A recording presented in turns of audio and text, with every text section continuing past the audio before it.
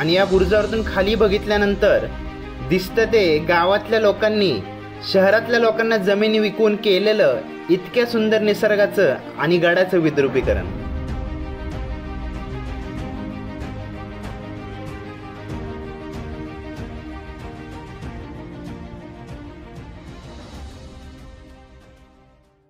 नमस्कार मित्रांनो, आपल्या सह्याद्री सुख या प्रवासात तुमचं स्वागत आहे। कोरबारस मावळात वसलेल्या कोरी गडावरती, ज्याला कोराई देवीचं स्थान असल्यामुळं कोराईगड सुद्धा म्हटलं जातं, अशा सुंदर गडावरती आज आपली भेट। कोरी गडाला अजून एक संदर्भ देता येतो, तो म्हणजे इथे राहत असलेल्या कोळी समाजाच्या एका पोट जातीचं नाव कोरी आहे, त्यामुळे कोरी लखनचा गड म्हणजेच कोरीगड असं सुद्धा म्हणता येईल। पुण्यापासून पौड तुंगी जवन मार्गावरून घुसळखांब गावातून डावीकडे वळलं की पेठ शहापूर गावात आपण येऊन पोहोचतो।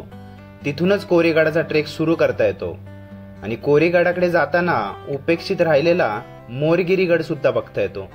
आपण लवकरच मोरगिरी गडाला सुद्धा भेट देऊच। घुसळखांब गावातून डाव्या दिशेला न वळता उजव्या दिशेला वळलं की तुंग गडावरती सुद्धा आपण जाऊ शकतो। गडाच्या पायथ्यापाशी पोहोचण्यासाठी अतिशय सुंदर अशा झाडातून मार्ग शोधत आपण गडाच्या पायथ्यापाशी पोहोचू शकतो। थोडी झाडे आणि छोटे रस्ते असल्यामुळं कोरीगडाचा ट्रेक आनंद देऊन जातो। गडाचा इतिहास सांगायचा झाला तर गडाला भरपूर इतिहास नाही। गडावर काही पुरातन गुहा बघता येतात, ज्यामुळे फार पूर्वीपासून या गडाचा वापर होत असेल असं म्हणता येतं। जवळपास 1486 मध्ये निजामाने कोरीगड कोळी राजांकडून जिंकून घेतला होता। पुढे 1647 मध्ये महाराजांनी मावळात असलेल्या लोहगड, विसापूर, तुंग आणि तिकोना सोबत कोरीगड सुद्धा स्वराज्यात दाखल करून घेतला होता। नंतर मुघल आणि इंग्रजांकडून हा गड भरपूर वेळा जिंकला गेला। गडाच्या दक्षिणेला असलेला घनगड सुद्धा इंग्रजांनी युद्धात घेतला होता, याची नोंद इतिहासात आढळते। गडाच्या पायथ्यापासूनच पायऱ्या सुरू होतात। भरपूर पावसाळा असला की ह्या पायऱ्यांवरून पडणाऱ्या पाण्याचा प्रवाह अतिशय सुंदर वाटतो, त्यामुळे पावसाळ्यात कोरीगडावरती भरपूर गर्दी असते। जर गडाचा संपूर्ण आनंद व्यवस्थित घ्यायचा असेल तर योग्य वेळ निवडून गडावरती यावे।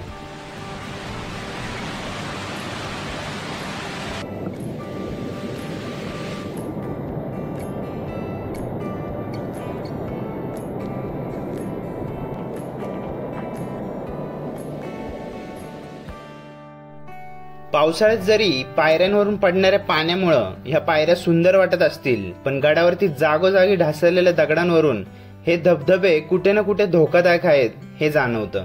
त्यामुळे पावसाळ्यामध्ये गडावरती येताना नक्कीच काळजी घ्यावी।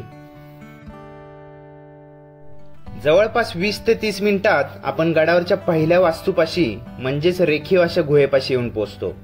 गडावरती अशा वास्तू असणे हे कुठे ना कुठं गडाचा इतिहास हजारो वर्षापूर्वीचा असू शकतो हे सांगून जातात। आणि या गुहेच्या बाजूलाच एक गणपतीचं मंदिर बघता येतं।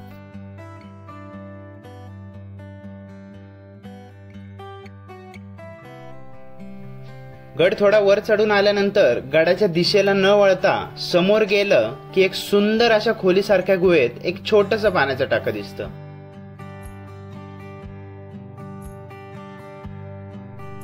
या पाण्याच्या टाक्यापासून पुन्हा गडाकडे वळलं की अजून एक पहारेकरांच्या खोलीसारखी एक गुहा बघता येते। या गुहेमध्ये फ्लॅशलाईटचा नक्की वापर करावा। अशा जागेत सरपटणारे प्राणी असण्याची भरपूर शक्यता असते।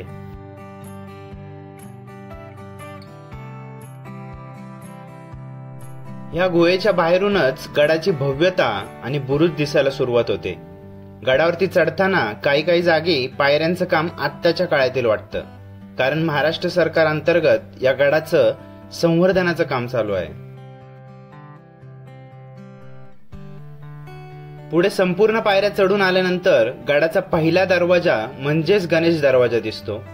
गडाचा दरवाजा आणि दरवाजावरती असलेल्या चर्या ह्या आत्ताच्या काळात बसवलेल्या आहेत। महाराष्ट्र सरकारद्वारे केलेलं गड संवर्धनाचं काम हे कौतुकास्पद आहे, पण या दरवाजावरती बसवलेल्या चर्या या 14व्या शतकात वापरल्या जात असत। मुळात चर्या या धनुष्यबाणाने हल्ला जेव्हा केला जात असे तेव्हा वापरल्या जात।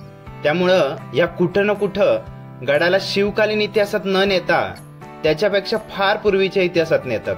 त्यामुळे ही गोष्ट नक्कीच विचार करण्यासारखे आहे.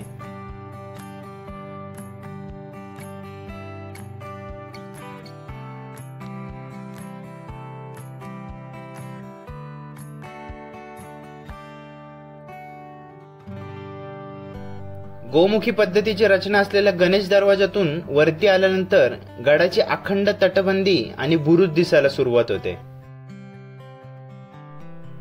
पुढे लगेच दुसरा दरवाजा येतो जो सध्या अस्तित्वात नाहीये आणि याच्या शेजारीच देवड्यांचे म्हणजेच पहारेकऱ्यांचे खोल्यांचे अवशेष दिसतात.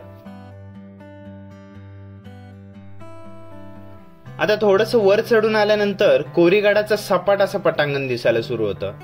इथे समोरच्या दिशेने चालत गेलं की महादेवाचं मंदिर नजरेस पडतं. या मंदिराच्या समोरच गडावरच्या जतन केलेल्या 4 ओतीव तोफा ठेवलेल्या दिसतात.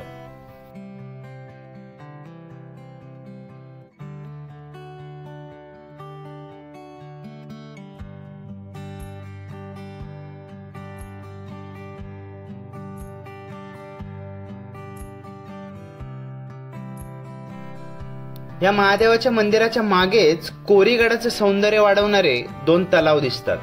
फक्त या 2 तलावांसाठीच कुठे ना कुठे गडावरती लोक भेट देतात हे गडावरती आल्यानंतर लक्षात येतच.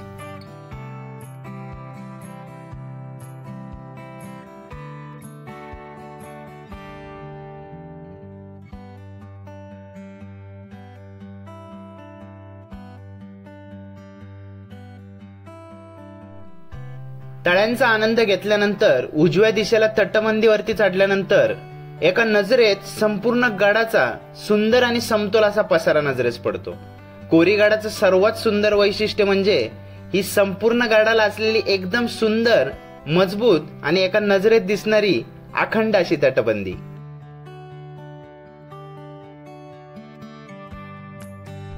तटबंदीवरून चालत चालत आपण पेठ शहापूरच्या दिशेने असलेल्या भगवा झेंडा असलेल्या गडाच्या शेवटच्या बुरुजापाशी येऊन पोहोचतो.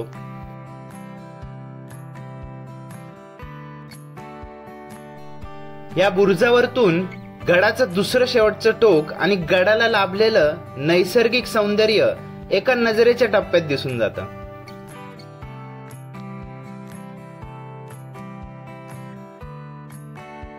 तटबंदीवरून पुन्हा तलावाच्या दिशेने निघाल्यानंतर आपल्याला अतिशय रेखीव अशा लक्षात न येणाऱ्या गुहा दिसतात.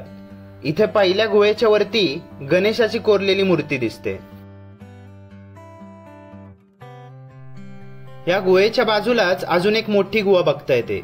या दोन्ही गुहांची भव्यता इतकी आहे की जवळपास 6 फुटाचा माणूस सहज उभा राहू शकतो आणि जवळपास 50 ते 70 लोक या गुहांमध्ये सहज राहू शकतील असं वाटतं. भरपूर मोठ्या असलेल्या या गुहेच्या बाजूलाच एक कोरलेल्या पायऱ्यांचा रस्ता सध्या तरी पाणी असलेल्या गुहेमध्ये घेऊन जातो. ही गुहा दिसते ती आधी दाखवलेली मोठी गुहाच आहे. या गुहेमध्ये 2 छोट्या खोल्या कोरलेल्या आहेत. इथे या खोल्यामध्ये सध्या तरी वटवाघळू राहत आहेत आणि इथे वर बघता येईल गडाचं वाटोळं करण्यासाठी काही तरुण आणि तरुणींनी लिखाण करून लावलेला हातभार दिसतो. आणि दुर्दैव म्हणजे हे सर्व ज्या महापुरुषामुळे आपला महाराष्ट्र, आपला देश आणि धर्म टिकला त्यांचेच वंशज आहेत. या गुहा बघून झाल्यानंतर पुढे चालायला लागलो की आपण तलावाच्या मागच्या बाजूने तटबंदीवरून पुढे चालत राहतो.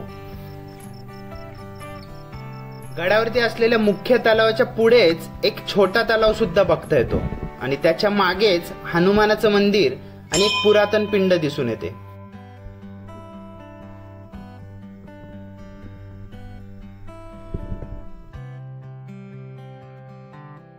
हनुमान मंदिराच्या बाहेरच 2 शिळा बघता येतात, ज्यामध्ये एक विरगळ आहे ज्याच्यावरती एक योद्धा हातात ढाल आणि तलवार घेतलेल्या अवस्थेत दिसतो. त्याच्याच बाजूला असलेल्या शिळेवरती असलेलं काम कळण्यास अवघड असलं तरी त्याच्यावरती पुष्पशिल्प किंवा एक चक्रासारखं शिल्प बघता येतं.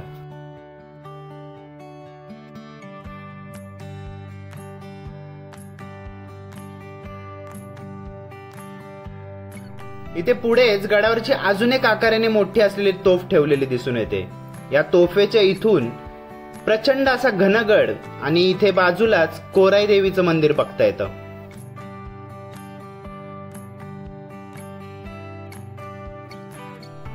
तोफेपासून कोराई देवीच्या मंदिराकडे चालत आलं की मंदिरासमोर एक दीपमाळ आणि एक महिषासूर मर्दिनी देवीची मूर्ती कोरलेला एक दगड दिसतो. हे मंदिर जीर्णोद्धार केलेलं आहे आणि देवीची मूर्ती जवळपास 4 फुटाची आहे.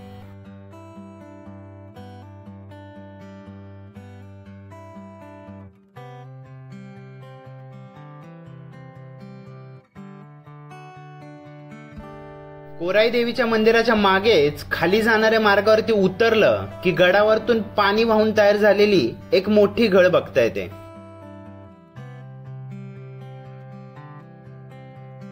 तिथेच उजव्या दिशेला गेलं की गडावरचा लक्षात न येणारा दुसरा दरवाजा बघता येतो. तो म्हणजे आंबवणे दरवाजा. हा दरवाजा पूर्वी आंबवणे गावातून वर येण्यासाठी वापरला जात असे.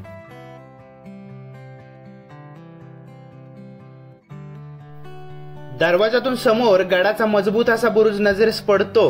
पण इथे आल्यानंतर एक गोष्ट लक्षात येते, या मार्गाने वरती चढणं अशक्य आहे. पावसामुळे किंवा लक्ष न दिल्यामुळे या मार्गाची पूर्णपणे पडझड झालेली आहे. त्यामुळे कोरीगडावरती येण्यासाठी आंबवणे मार्गाचा वापर अजिबात करू नका. दरवाजावरती फक्त फुलाचं शिल्प नजरेस पडतं. या दरवाजाची पूर्णपणे पडझड होण्यास सुरुवात झालेली आहे, पण गड संवर्धनाअंतर्गत लवकरच या दरवाजाचं संवर्धन होईल अशी आशा वाटते.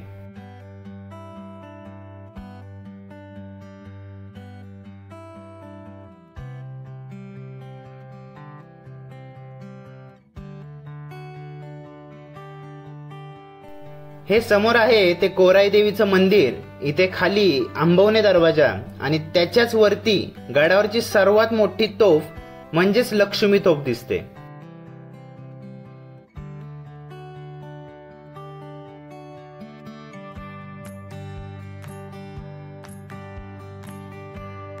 लक्ष्मी तोफेच्या समोरच आलं की गडावरचा एकमेव बुरुज किंवा तटबंदीचा भाग जो पूर्णपणे त्याच्या पुरातन बांधकामामध्ये आहे तो दिसायला सुरू होतो.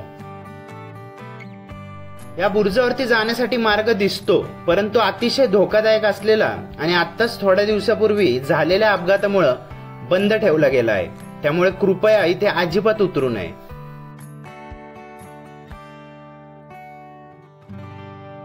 आणि हा समोर येतो तो सर्वात या दिशेचा शेवटचा बुरुज. सध्या तरी हा बुरुज सुस्थितीत वाटतो आणि या बुरुजावरतून खाली बघितल्यानंतर दिसतं ते गावातल्या लोकांनी शहरातल्या लोकांना जमिनी विकून केलेलं इतक्या सुंदर निसर्गाचं आणि गडाचं विद्रुपीकरण. गडाच्या पायथ्यापाशी एका छोट्याशा हॉटेलमध्ये खाण्यासाठी थांबलो होतो. तिथे असलेल्या ताईंशी बोलताना लक्षात आलं, पूर्वी इथं असलेल्या गावकऱ्यांनी स्वतःच्या जमिनी सहारा सिटीला विकल्या होत्या. आता तीच लोक त्या सिटीमध्ये हाऊसकीपिंगचं काम करतात आणि ही गोष्ट खूपच दुर्दैवी वाटली. या दिशेवरून आता पुढे फक्त तटबंदी दिसायला सुरू होते. या गडाला जवळपास 1.5 ते 2 किलोमीटरची अतिशय सुस्थितीत असलेली तटबंदी आहे आणि संपूर्ण तटबंदीमध्ये तुम्हाला बंदूक आणि तोफा ठेवण्यासाठी असलेल्या भरपूर जंगा दिसतात. तटबंदीवरून चालत राहिलं की एक बांधकाम असलेली वास्तू दिसायला सुरू होते. हे बांधकाम जरी सध्याचं वाटत असलं तरी आपण एकदा तिथे जाऊन बघू काही पुरातन वास्तू तिथे आहे का. नाही, इथे आल्यानंतर लक्षात येतं हे काम सध्याच्या काळातच केलेलं आहे किंवा गड संवर्धनासाठी आलेल्या कामगारांसाठी बांधलेली ही एक वास्तू आहे. काही काही जागी काम नवीन दिसतील तुम्हाला, म्हणजे हे ढासळलेल्या वास्तू रिनोव्हेट केलेल्या आहेत. माझं मत नेहमी राहतं की जर तुम्ही गड संवर्धन किंवा जुनी वास्तू संवर्धित करताय तर मोस्टली जशा स्वरूपात ती बांधली गेली होती किंवा जो दगड किंवा जो मिक्सचर वापरलं गेलं होतं जुन्याचं मिक्सचर त्या स्वरूपातच बांधलं पाहिजे. आत्ताचं बांधकाम बघितलं तर तुम्ही बघू शकता कॉन्क्रीट वापरलेलं आहे. त्यामुळं तुम्ही कोणीही सांगू शकता की जो पहिल्यांदा येतो त्याला बी कळतं की जुनी कुठली आहे, त्याला पण कळतं जुनी तटबंदी कुठली, नवीन तटबंदी कुठली. पुढे आपण येऊन पोहोचतो गडाच्या पहिल्या गणेश दरवाजावरती असलेल्या बुरुजापाशी. या बुरुजाची काही जागी पडझड झालेली आहे. इथून मुख्य दरवाजावरती लक्ष ठेवता येतच, त्याचबरोबर या बुरुजावरतून भरपूर प्रमाणात गडाचं संपूर्ण दर्शन सुद्धा होतं. चला, आजच्या पुरतं इतकंच होतं. तुम्हाला आमचा कोरीगडचा प्रवास नक्कीच आवडला असेल, त्यामुळे आमच्या चॅनलला तुमचा प्रतिसाद, लाईक, कमेंट आणि सबस्क्राईब करून द्यावा. चला, लवकरच भेटू पुढच्या गडाच्या भेटीत. छत्रपती शिवाजी महाराज की जय. छत्रपती संभाजी महाराज की जय.